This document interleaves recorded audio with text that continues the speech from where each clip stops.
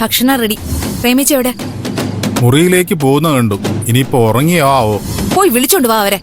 അവർക്ക് വേണ്ടിയാ കഷ്ടപ്പെട്ട് ഞാൻ ഇതൊക്കെ ഉണ്ടാക്കിയത്. അമ്മ വയ്ക്കുന്ന പോലത്തെ സാമ്പാർ വേണത്രേ. എനിക്കറിയാവോ അമ്മ വയ്ക്കുന്ന സാമ്പാർ എങ്ങനെ ഇരിക്കുന്നു? എനിക്ക് പറ്റാവുന്ന പോലെയൊക്കെ ഞാൻ ഉണ്ടാക്കി വെച്ചിട്ടുണ്ട്. അവളുടെ കൈപ്പുണ്യം ഒന്ന് വേറെ തന്നെയായിരുന്നു. ഒരിക്കൽ കഴിച്ചിട്ടുള്ളവരുടെ നാവിൽ നിന്നും അത് ഒരിക്കലും വിട്ടുപോവില്ല. അതെന്താ രുചിയിൽ പശയുണ്ടോ? ഒട്ടിപ്പിടിച്ചിരിക്കേ. ഞാന് പ്രേമയെ വിളിക്കാം.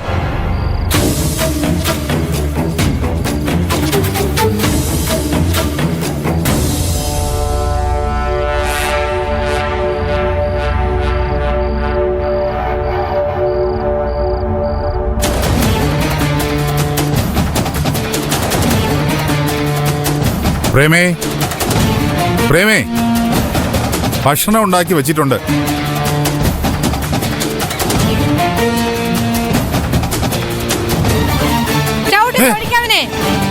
പെണ്ണുങ്ങളുടെ ദേഹത്ത് കൈവച്ചാലേ ആ കൈ ഞാൻ വെട്ടു. പ്രേമേ, പ്രേമേ,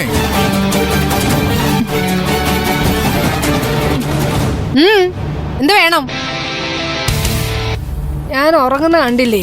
എന്തിനാ വിളിക്കാൻ പോയേ? അല്ല, സാമ്പാറും ചോറും ഉണ്ടാക്കി വെച്ചിട്ടുണ്ട്. ഈ നേരത്തോ? വെളിപാടുണ്ടായതുപോലെ വന്ന് പറഞ്ഞത് ഓർമ്മയില്ലേ? അമ്മ ഉണ്ടാക്കിയതുപോലുള്ള സാമ്പാർ വേണോന്ന്. എനിക്ക് വേണ്ട. വേണ്ടേ? അപ്പൊ ഞാൻ ഇത്ര കഷ്ടപ്പെട്ടുണ്ടാക്കിയതോ? എനിക്കിപ്പോ വിശപ്പില്ല. പറഞ്ഞപ്പോ വിശപ്പുണ്ടായിരുന്നു, ഉറങ്ങിയപ്പോ അതങ്ങ് പോയി. മര്യാദയ്ക്ക് വന്ന് കഴിച്ചോ, അല്ലെങ്കിൽ അതൊക്കെ എടുത്ത് ഞാൻ തലേ കൂടി വയ്ക്കും. എന്നാ ഒഴിക്കണേ. പ്രേമേ വേണ്ട, അവൾ അങ്ങനെ പറഞ്ഞെന്ന് വെച്ച് നീ കാര്യമായിട്ട് എടുക്കണ്ട. പ്രേമ പറഞ്ഞത് ശരിയാ, ഉറങ്ങിയാ വിശപ്പ് പോവും. എന്ത് ചെയ്യാനാ മോളെ, സുഖമില്ലാത്തോണ്ടല്ലേ. അവള് കഴിച്ചു എന്ന് കൂട്ടിയാ മതി. എങ്കിലും എന്നോട് ചതി വേണ്ടായിരുന്നു. മനഃപൂർവ്വം ചെയ്യുന്നതാ ഇതൊക്കെ, എന്നെ ദ്രോഹിക്കാൻ. കണ്ടോ, ഇന്നല്ലെങ്കിൽ നാളെ ഇതിനൊക്കെയുള്ള ശിക്ഷ കിട്ടും. നിക്കടേ അവിടെ. Good night. ഓ, വരെ വെച്ചിരിക്കുന്നു.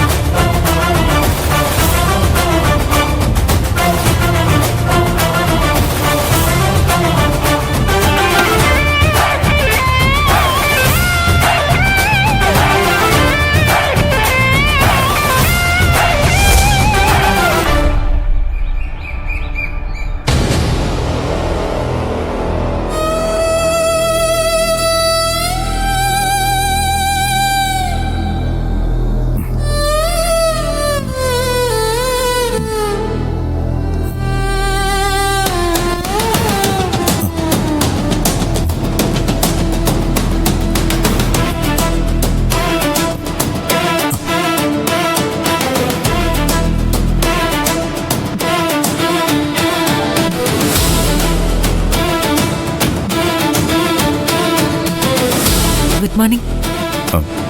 Good morning. ടൈം ഒരുപാടായല്ലോ.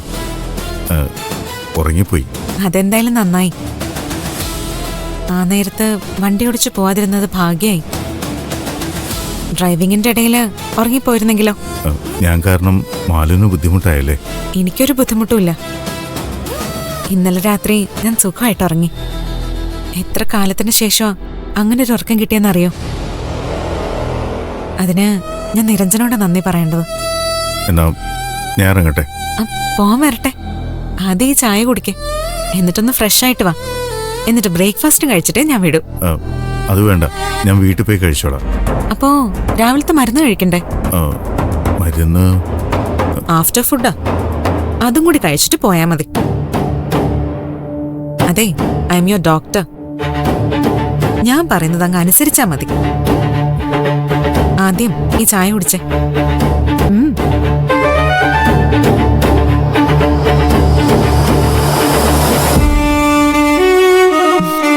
ഇന്നലെ നിരഞ്ജൻ എന്നോട് കാണിച്ച കരുതലുണ്ടല്ലോ, ആ സ്നേഹം, അത് ഞാൻ ഒരിക്കലും മറക്കില്ല നിരഞ്ജൻ. എനിക്ക് അക്ഷരയെക്കുറിച്ച് ഓർക്കുമ്പോഴാണ് സങ്കടം. അക്ഷരയെക്കുറിച്ച് ഓർക്കണ്ട. എനിക്ക് വലുത് നിരഞ്ജന്റെ ആരോഗ്യം. അതിലൊരു വിട്ടുവീഴ്ചയും ചെയ്യാൻ ഞാൻ തയ്യാറല്ല. ഒരു ഭാഗത്ത് രോഗം കാരണം അക്ഷരെ പിരിയണം, വേറൊരു ഭാഗത്ത് അവളോടുള്ള സ്നേഹം. ഇത് രണ്ടും കൂടി എങ്ങനെയാ നിരഞ്ജൻ ഒരുമിച്ച് കൊണ്ടുപോകുന്നത്? ഏതെങ്കിലും ഒന്നിൽ ഉറച്ചു നിൽക്ക്. എന്റെ മാനസികാവസ്ഥ പറഞ്ഞ മാലുവിന് മനസ്സിലാവില്ല. മനസ്സിങ്ങനെ ഒരു പെൻഡുലം പോലെ ആടിക്കൊണ്ടിരിക്കുക. അക്ഷരയോട് ചെയ്യുന്നത് തെറ്റാണെന്ന് ചിലപ്പോൾ തോന്നും. അതല്ല, അതാണ് ശരിയെന്ന് വേറെ ചിലപ്പോൾ തോന്നും.